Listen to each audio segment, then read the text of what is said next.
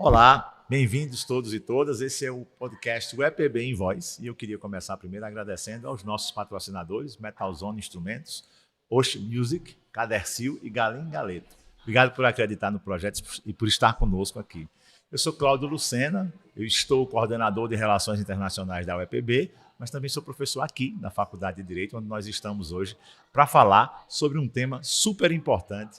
E aí nós temos para isso a presença aqui da professora Nadine Agra. Muito bom dia, muito obrigado por sua presença. A gente tem, professora, um tema muito importante para tratar hoje, que é essa questão da violência de gênero no ambiente de trabalho, né?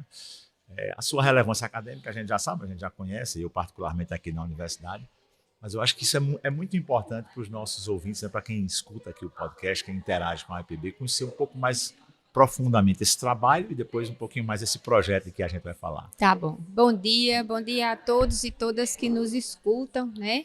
Eu sou a professora Nadine, sou professora aqui do CCJ. Eu tenho formação em Direito e em Economia, Cláudia. Eu primeiro me formei em Economia e dentro da Economia sempre me voltei muito aos estudos da Economia do Trabalho, né?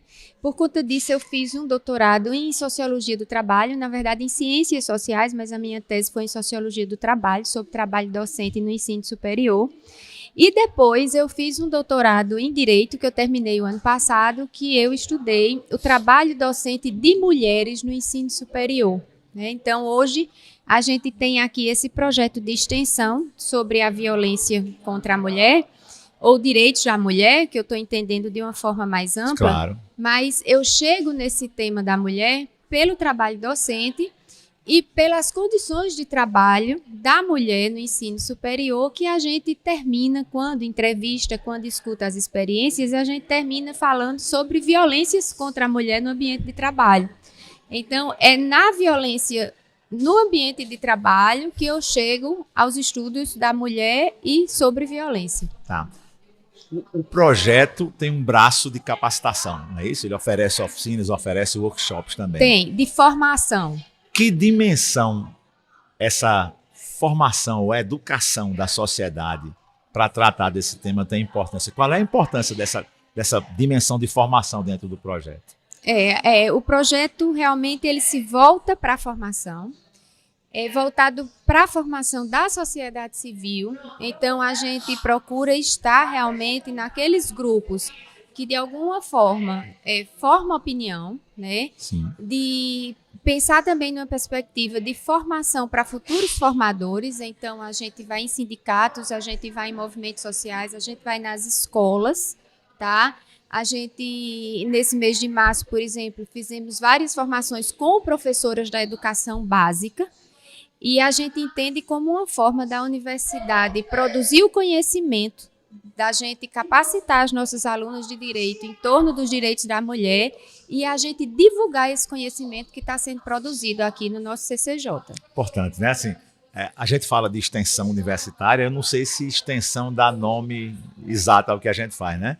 Eu tive uma vez com o professor Rangel em missão no Chile e aqui na América Latina, irmã, né, hispânica, eles chamam essa ação de vinculação com o meio. Para mim é muito mais descritivo, né? Porque é isso que a gente está fazendo. Verdade. A gente está vinculando o trabalho da universidade ao ambiente em que a gente está trabalhando. Isso. Essa violência, ela, principalmente na academia, ela raramente é aberta, né? Ela é sutil, ela está ali em detalhes. Ela vem como assédio, ela vem como desigualdade de oportunidades. Como é que vocês trabalham essa caracterização para que as coisas tenham nome e a partir daí a gente comece a fazer um enfrentamento mais sério disso? Violência no ambiente de trabalho. No ambiente de trabalho, que a gente chama do assédio, né? O assédio realmente ele é sutil, ele é velado. O assédio ele adoece aos poucos, ele impacta na autoestima da mulher aos poucos. E por que eu falo da mulher? Assédio não diz respeito no ambiente de trabalho, não diz respeito só a homem ou a mulher. Mas as mulheres elas são mais atingidas pelo assédio.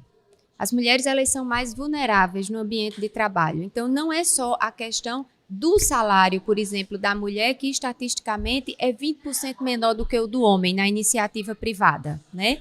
Mas é a questão, Cláudio, das mulheres elas serem mais atingidas. Elas sofrem, por exemplo, um efeito que se chama teto de vidro no ambiente de trabalho.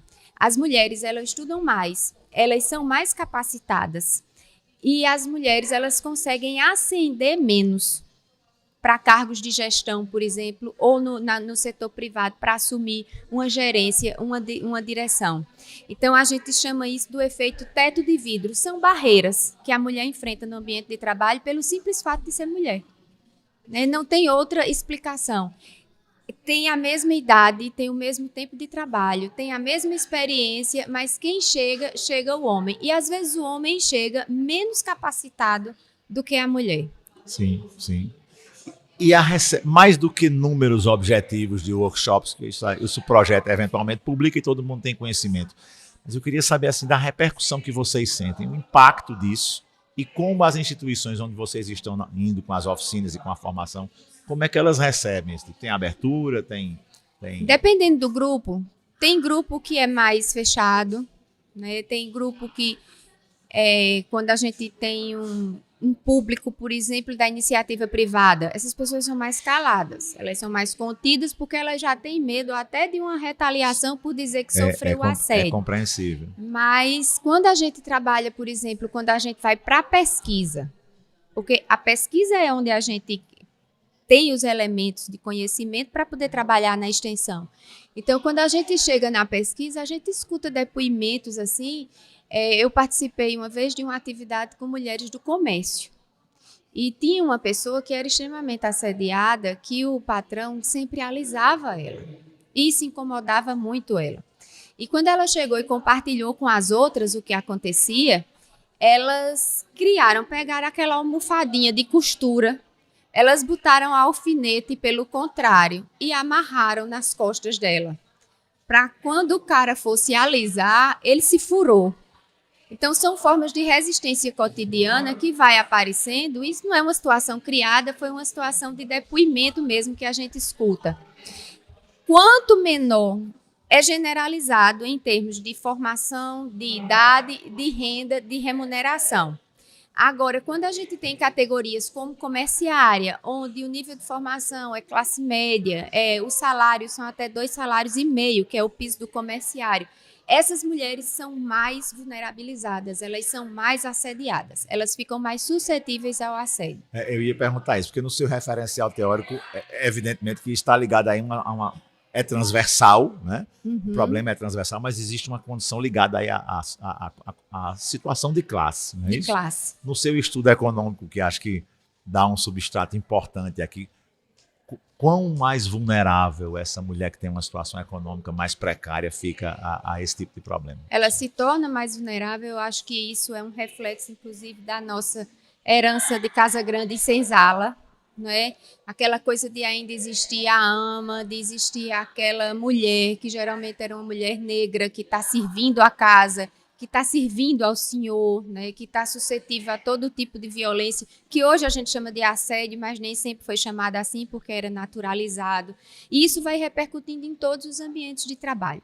E essa mulher, sim, ela se torna mais vulnerável. De menor renda, as mulheres negras, elas são as mulheres que são mais assediadas no seu ambiente de trabalho, seja no trabalho doméstico, ou seja no trabalho produtivo, num setor de comércio ou na indústria. Sempre de forma muito velada, sempre de forma muito sutil, que inclusive gera culpa para as mulheres. Porque fica se perguntando assim, onde foi que eu errei? Fui eu que dei algum tipo de abertura? Enquanto essas mulheres são vítimas. Claro. Né? Esse grupo já conhece as normas jurídicas que estão aí a proteger essa relação? Ou ainda tem algumas delas que desconhecem algumas das principais proteções jurídicas? De trabalhadora? O que você ouve, os grupos que os workshops escuta, não, elas já conhecem a situação de proteção jurídica? Ou isso também é uma orientação? Sabe que existe. Agora termina que o direito, o acesso à justiça. E a gente pode pensar também que é uma coisa que eu sempre penso nesses meus trabalhos, quando a gente tem contato, principalmente com mulheres. Seja violência doméstica, seja assédio no ambiente de trabalho. O direito subjetivo, se apropriar do direito que se tem formalizado. Essas pessoas veem a justiça ainda de forma muito distante. E aquela sensação de impunidade, de não vai dar em nada porque ele é o patrão, eu sou a empregada. não vai dar em nada, porque ele é branco, eu sou negra. Então, a justiça ainda, para a maioria da nossa população, a justiça para a classe trabalhadora, ela ainda é uma coisa muito distante. E como é que vocês enxergam o papel do projeto nessa elevação do grau de conscientização dessa mulher? Na formação, aí é a importância da formação. Né? É trabalhar com essas pessoas, o direito que essas pessoas têm, e esse é o nosso maior objetivo. É dizer assim, você tem esse direito, você tem esses caminhos. Esse incômodo aí não é normal, não é culpa sua. Não, nem é culpa sua, principalmente não é culpa sua. E você tem esses caminhos que você pode seguir para evitar que isso aconteça. Uhum. E esse conceito de interseccionalidade que existe também no projeto, né? Raça, classe e gênero, como é que vocês abordam dentro do projeto para entender essas necessidades distintas? O conceito de intersexualidade, que é um conceito do feminismo negro, que chegou à conclusão que a situação da mulher não é só uma situação de ser mulher, ser homem, mas também ser mulher branca ou ser mulher negra, ser mulher hétero, ser mulher trans. Então, leva em consideração várias categorias de diferenciação social, que numa sociedade foi um conceito que foi criado nos Estados Unidos, né, por uma advogada negra que trabalhava com mulheres negras, e é a Kimberly Schauer, eu acho o nome dela, não me lembro agora. Mas esse conceito foi criado e tem tudo a ver para trabalhar com a nossa sociedade, né, com a sociedade brasileira, que é extremamente diversificada, onde a gente traz essas várias diferenças. Onde é que a gente vê na prática esse conceito de intersexualidade? Quando a gente se depara realmente com a situação dessas mulheres. Então, a gente vê, por exemplo, uma juíza, que eu já entrevistei, uma juíza negra, que ela já poderia ter progredido muitas vezes e ela vai perdendo as progressões e ela não encontra uma explicação plausível para isso. Silencioso de novo. Silencioso. Que ela, uma das coisas que a magoa profundamente é ela colocar um artigo que ela publicou no grupo de colegas e ela colocar algum congresso que ela participou e ter um silêncio velado em torno do que vem dela, que são situações sem explicação, e aí a gente se depara com esse conceito de interseccionalidade. Esse é um relato do projeto, ou da pesquisa. E da pesquisa do projeto e de coisas que a gente vão, porque quando a gente chega, a gente traz o conteúdo, a gente apresenta a lei, apresenta o direito, o bacana é o que vem depois, no cafezinho, no lanche, que as pessoas vão se identificando e vão dizendo, isso aconteceu comigo, eu fui vítima disso, e conta algumas situações. Muito bem. Esse é um projeto que está claramente alinhado a um dos objetivos, um dos principais objetivos, são todos muito importantes, né? São os Objetivos de Desenvolvimento Sustentável, Agenda 2030 das Nações Unidas, esse particularmente o Objetivo de Desenvolvimento Sustentável 5, né? Que é a redução da desigualdade de gênero. É um objetivo que a UEPB, de várias formas, né, procura alcançar, mas como é que você enxerga aqui na universidade essas atividades de extensão conseguindo caminhar na consecução desse objetivo?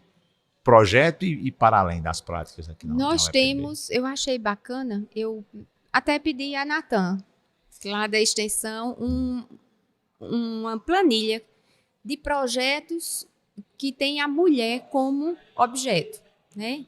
Então, nós temos muitos. Hoje eu não vou saber decorado não vou dizer quantos, mas a gente tem na área de computação projetos envolvendo mulher, para aumentar a participação de mulheres na área, que é uma área eminentemente masculina. Sim. Na área de saúde, nós temos vários projetos sobre saúde da mulher, que envolve o pessoal da enfermagem, o pessoal da farmácia. Nós temos na educação também projetos que envolvem mulher, serviço social, aqui no direito. Então, é muito bacana a gente ver como a universidade realmente está se sensibilizando para essa questão da mulher, né? E na minha tese, por exemplo, quando eu fiz o levantamento sobre a quantidade de mulheres na gestão universitária, na universidade existe esse teto de vidro porque as mulheres em coordenação de curso tem mais mulher. Quando chega em direção de centro ou chefia de departamento, diminui a quantidade de mulheres. Sim. Quando chega em reitorias, diminui mais ainda. E eu fiz um levantamento em faculdades, várias faculdades de direito da região Nordeste. E aqui na UEPB, Cláudio, nós somos única universidade da nossa região que tem a paridade na gestão para homem e mulher. Isso Sim. é uma conquista e é uma sensibilidade que eu acredito que já está repercutindo nos nossos projetos de extensão. Sim, acredito. Nós temos aqui um histórico, né, com duas mulheres muito fortes e muito atuantes nisso, à frente da UEPB. E é interessante também, Nadine, acho que vale a pena ressaltar para o público, Nadine mencionou vários projetos internos aqui da UEPB relacionando, né, essa questão, melhorar a participação, né, aumentar a participação de mulheres. Alguns deles, a Coordenadoria de Relações Internacionais também em campo. A gente tem vários movimentos desses que você mencionou, que globalmente se refere como Women in STEAM, né? Mulheres nesse mercado que tem melhores salários, melhores oportunidades de emprego e que normalmente são ocupados por homens. Na minha turma de computação, eu me lembro que nós éramos 23, apenas 5 mulheres. Olha. Né? Mas isso 30 anos atrás. Hoje a situação já está bastante diferente, mas ainda é preciso movimentos que incentivem, né? Então, com bolsas específicas. Nós temos projetos de educação, você pode procurar aí no portal da Core, no Instagram da Core, projetos de educação que privilegiam, dão bolsas específicas para a formação de mulheres em educação, em liderança. Né? Então, esse objetivo, né, de correr atrás do ODS 5 é um objetivo que eu acho que está muito bem posicionado na UEPB, embora a busca seja sempre, né, por aprimorar, melhorar, mas há outros movimentos também que você pode se engajar e aproveitar essas oportunidades. Nadine, e alunos? Qual é o papel do aluno? Como é que ele entra? O que é que ele faz? O que é que ele aprende? Como é que ele se prepara melhor para enfrentar essa situação no dia? Qual é o benefício que o nosso aluno ligado à extensão tira desse aluno, projeto? Ele assume o protagonismo. Ele assume totalmente o protagonismo.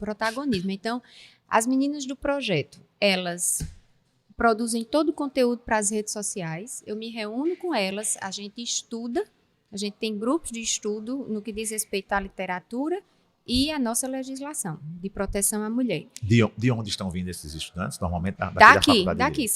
Hoje são 30. Eu estou com 30 alunas aqui do CCJ.